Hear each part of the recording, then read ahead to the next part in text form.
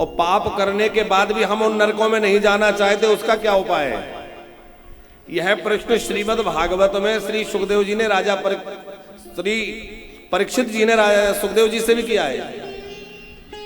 परीक्षित जी कह रहे हैं, गुरुदेव किसी से पाप हो गए, वो अब नरक में नहीं जाना चाहता, तो उससे बचने का उपाय क्या है? सुखदेव जी कहते हैं, राजन, पापों से मुक्ति प्राप्त करने का कई साधन शास्त्रों में है। ध्यान के द्वारा, योग के द्वारा, तप के द्वारा, इन सब के द्वारा पापों से मुक्ति पाई जा सकती है। लेकिन जैसी मुक्ति भगवान के नाम के द्वारा होती है, जैसी पापों से हमारा छुटकारा भगवान के नाम से होता है, वैसा और साधन से नहीं होता।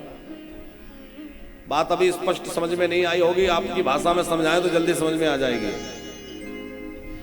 भगवान ने हमें संसार में भेजा तो बढ़िया निर्मल काया दे करके।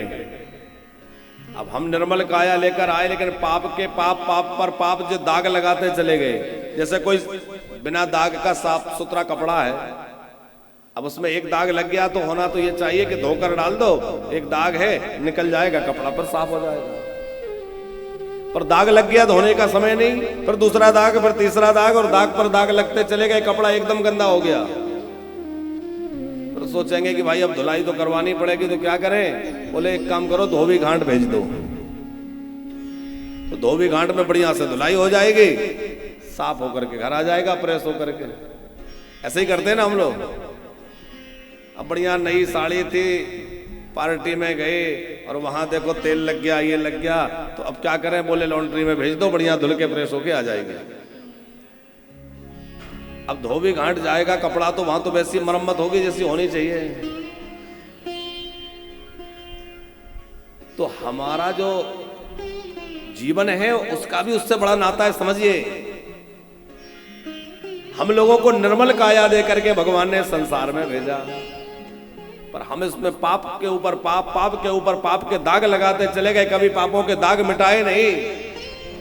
जब पापों के दाग लगते चले गए तो क्या होगा? चादर बहुत गंदी हो गई। तो धुलाई करने का समय नहीं है, तो फिर बहुत जो नरक है वो नरक धुलाई के लिए है, वहां बढ़िया तरीके से धुलाई होती है। यदि उस विडंबना से बचना है तो घर में धोकर डाल दो। बोले घर में धुलाई कैसे हो, दाग कैसे मिटे? बोले पापों को मिटाने के लिए अनेक साधन है, पर उन साधनों में सबसे श्रेष्ठ साधन है भगवान का नाम और भगवान की कथा।